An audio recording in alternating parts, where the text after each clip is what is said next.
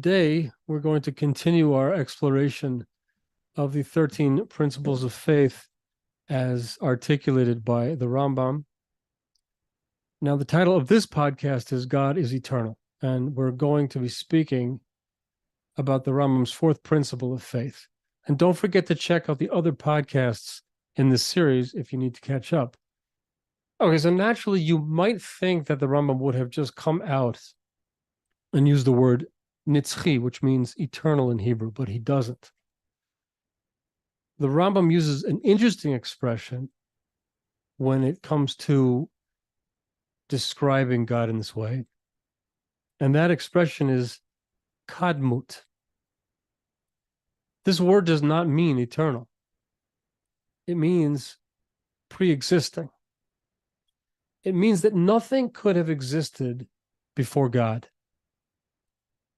The proof text that the Rambam brings for this concept comes from an interesting passage in Deuteronomy 33, verses 26 and 27.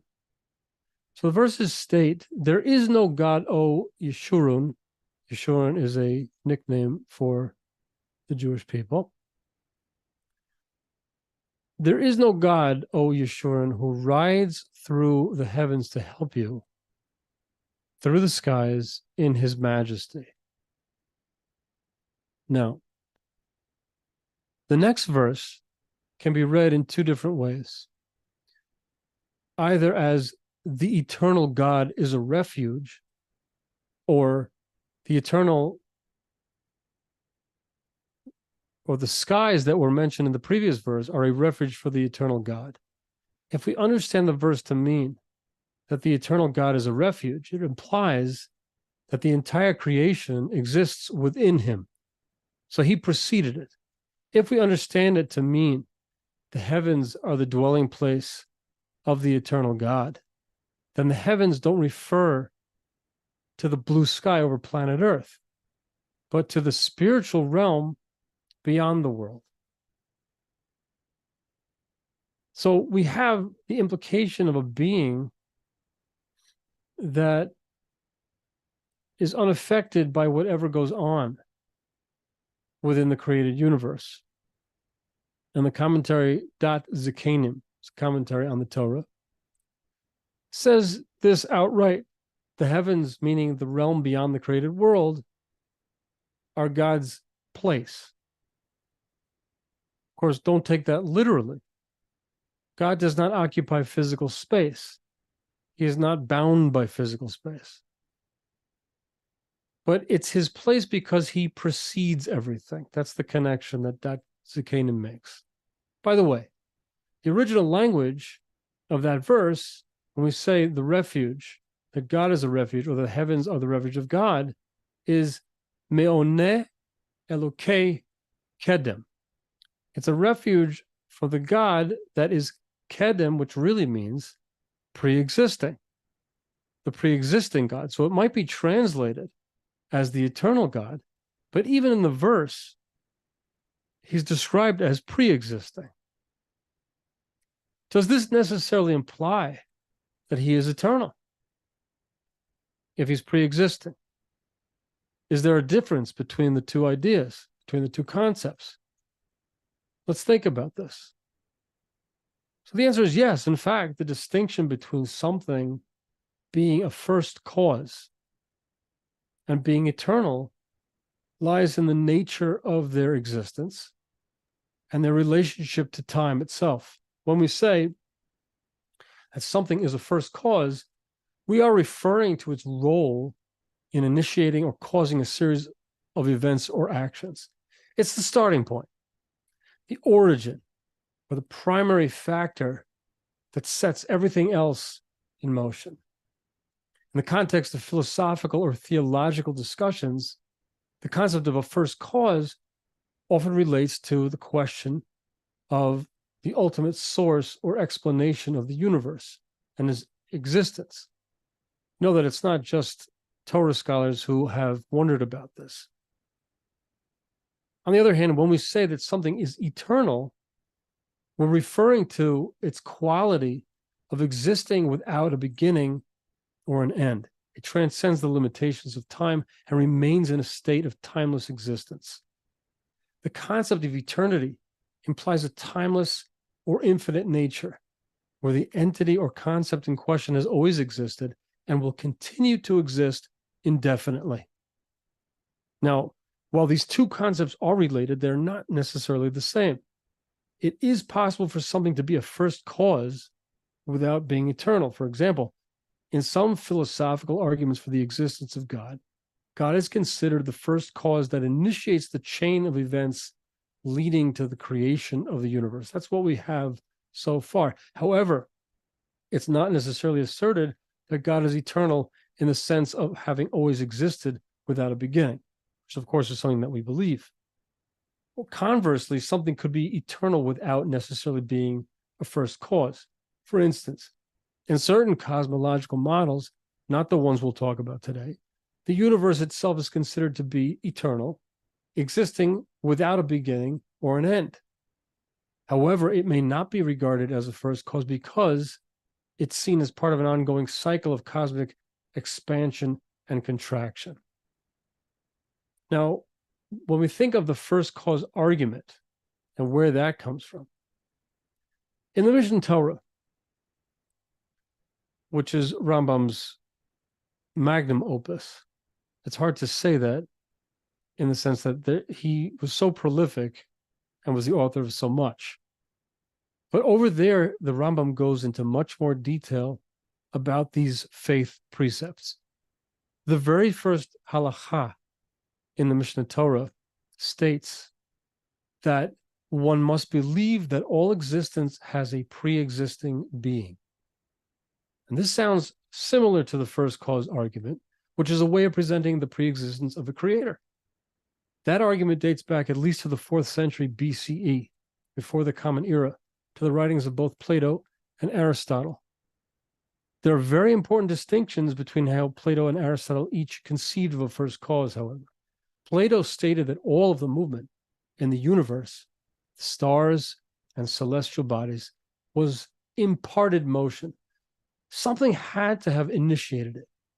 And Plato attributed the imparted motion to the manifestation of a supernal wisdom that set the universe in motion. But this creator had to exist beyond the boundaries of the physical universe. Plato's explanation was a transcendent and metaphysical explanation of the first cause.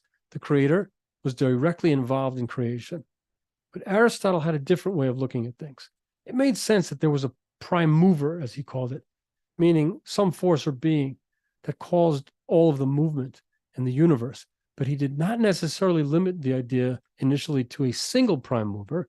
There could be more than one, as far as he was concerned, each one tasked with moving one of the many celestial spheres, which is an old concept in astronomy.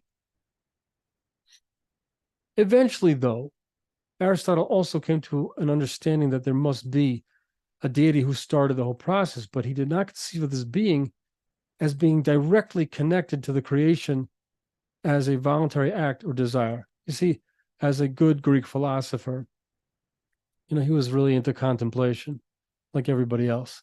So his assumption was that the creator was a completely perfect being that was entirely involved in contemplation of its own being. Didn't really have much of an interest in what goes on here. So in his model, there's a very indirect relationship between the creator and creation. His was a cosmology of immanence and teleology, meaning that the first cause is just part of the system itself. Now, I want to make very clear that I do not mean, through my brief mentions of the Platonic and Aristotelian cosmologies, to attribute any religious value to them, or, God forbid, to place them on an equal plane with the Rambam's description of God's pre-existence, which may borrow some of their earlier terminology, but is based solidly on Torah and comes to completely different conclusions than they did. What does the Rambam teach us? To enter into his paradigm, we have to first note that there is a distinction between Aristotle's prime mover and the Torah's concept of God as the first being, as presented by Rambam. In Aristotle's philosophy, the prime mover is not interventionist. He does not intervene in the world. It's an unmoved and contemplative entity that serves as the ultimate cause and goal of all motion and change in the universe. The prime mover does not actively engage with the created world or directly intervene in its affairs. On the other hand, the Rambam's concept of God as the first being, which is the Torah's view, includes the idea of an interventionist God. The Torah's view is that God is actively involved in the world and exercises providence over it. God not only creates and sustains the universe, but also intervenes in human affairs and responds to their actions. Rambam's conception of God includes attributes such as omniscience, omnipotence, providence, all of which involve God's active involvement. So while Aristotle's prime mover is non-interventionist, serving as the ultimate cause and goal without any direct involvement, the Torah's view, Rambam's articulated view, his idea of God is as the first being, as an interventionist God who actively interacts with and intervenes in the created world. So we'll explore the concept of providence or hashgacha in an upcoming podcast episode. But for now, let's accept the idea that not only is God the first being, he is also the one who created the universe and continually and directly guides the natural world and the affairs of human beings. Both Plato and Aristotle believed that the universe had a finite beginning, but would continue indefinitely. The implication of such an idea is that if a creator brought such a world into being, it was necessary that he do so in the exact way that he did. Their premise was that creation was not a voluntary creative act of desire on the part of the creator. Rather, he simply was the one who pressed the start button, as it were. And bear in mind that when I say, quote, Rambam would say, we have to assume that he did not come to his conclusions based on philosophical contemplation alone, but through his mastery of the entire corpus of the Torah. He is our representative of the Torah's perspective. Plato and Aristotle do not represent a Torah perspective. The Rambam teaches us that the world, created as it was, is not something that God had to create. In this way, it's not necessary, it's contingent, it's a possible world. It's a possible world that has been created as a voluntary act of the divine will, which means that what we see and experience is but one of an infinite number of possible worlds. Yet, God chose this way. Because naturally, we might ask the question, why did he choose to create the world this way? When you look at the world, and you look at all the slings and arrows of outrageous fortune that happen within this world, that's a question that has to come to mind. But to this, the Gemara in Chagiga says, "B'mufla mimcha al tidrosh," which means, do not ask about that which is too wondrous for you. Why not? Aren't we people of intellect? Can't we probe into the deep secrets of the universe? So this isn't really a referendum on us. What the Gemara is telling us with regard to questions that cannot be answered is that the choice made by God, who is infinite, he's an infinite being, choices that he made prior to creation are not something that a finite human being can comprehend. We can only make observations from the world that has already been created. Now, here's another very important distinction between the Greek philosophers and Rambam. Both Plato and Aristotle believed that the initial starting point of the universe involved a transformation of matter that was already there. We can call that creating the world as something from something. The Torah's perspective on this is diametrically different. Our Torah teaches that God created the world yesh mi'ayin, or ex nihilo, or something from nothing. During Rambam's time, there was no way of proving scientifically whether the universe was an eternally existing item or not. We know that the first three words in the Torah are Breshit bara Elokim, which means in the beginning, God created. So Rambam would have taken it on faith that the universe was not infinitely old, not from philosophical reasoning, but from what the Torah itself says. But what did God create the world from? And has there ever been proof for the Torah concept of the universe's being created something from nothing? Let's talk about the Big Bang theory, supported by scientific evidence, such as the discovery of cosmic microwave background radiation by Arno Penzias and Robert Wilson at Bell Labs in 1965. This theory aligns intriguingly with the Torah's concept of creation ex nihilo. According to the Big Bang theory, which was originally proposed by Lemaitre in the 1920s, the universe originated from a singularity, an infinitely dense and hot state approximately 13.8 billion years ago. We can always take issue with dates, but let's just consider the theory for a second. This initial singularity can be seen as a moment of creation from nothingness, resembling the Torah's assertion that God brought the universe into existence from absolute nothingness. Penzias and Wilson's accidental discovery of the cosmic microwave background radiation provided a significant breakthrough. Let's understand, microwave radiation is on the red end of the spectrum, and it indicates that objects are moving away from each other.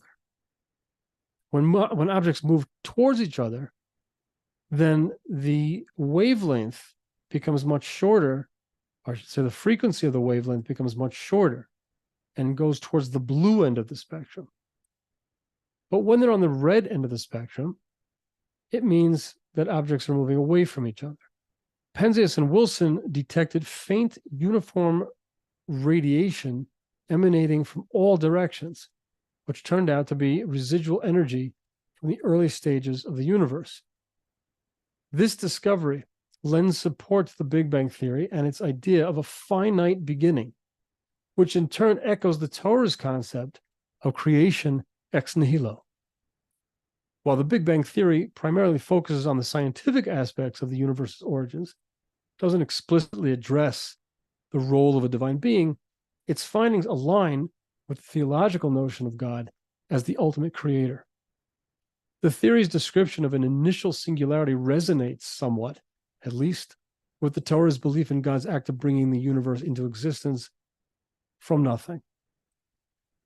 By bridging scientific and theological perspectives, the Big Bang theory and the discovery of cosmic microwave background radiation offer very compelling parallels to the concept of creation ex nihilo, inviting us to contemplate the profound nature of the universe's origins as understood through both scientific exploration and religious teachings. The Torah actually says, in the beginning, God created. Today, scientists also say in the beginning, they just can't bring themselves to say God. Now, let's think about this idea that God is not only pre-existent, but eternal, as a dimension on an equal footing with the spatial dimensions. And events are described by their coordinates in four-dimensional space-time. It's important to note that in certain areas of physics, such as quantum mechanics and the study of fundamental particles, the nature of time can be approached differently or require further investigation. However, within the context of general relativity and the current understanding of space-time, time is indeed considered a physical dimension. What does that mean? It means that time itself is part of the creation. Therefore, God must proceed and exist beyond the boundaries of time. The very name of God the four-letter name, which is known as the Tetragrammaton. I always love the word Tetragrammaton because it sounds like there's four grandmothers. But the four-letter name of God, which we do not pronounce, is translated as was, is, and will be. The verb to be, interesting, is never used in the present tense in Hebrew, because if it was, it would spell out God's name, which is something that we dare not utter. But what we see from here is that his very name communicates that he is the very essence of existence. In conclusion, this podcast episode, which is titled God is Eternal, explores the Rambam's fourth principle of faith and delves into the concept of God's pre-existence. While the Rambam used the term kadmut, pre-existence, to describe God, he emphasized that God's existence is not bound by time and is beyond the limitations of the physical universe. That's something that distinguishes Rambam's articulation of the Torah's view from all philosophers. Again, Rambam always stresses the limitations of our ability to perceive God. We're not looking at something as if we're looking at it through a telescope. We also discussed the distinction between the first cause and the concept of eternity, highlighting that something can be a first cause without being eternal, and vice versa. We also explored the differences between Plato and Aristotle's view on the first cause, Rambam's perspective on God as the first being. We also touched on the idea of creation ex nihilo and its alignment with the Big Bang Theory, which suggests a finite beginning of the universe. Additionally, we emphasize God's eternity and the understanding that God exists beyond the boundaries of time. And this is actually supported by modern physics' view of time as a physical dimension. We know that God is completely beyond physical reality. And finally, we concluded by emphasizing the eternal nature of God and his fundamental role as the essence of existence.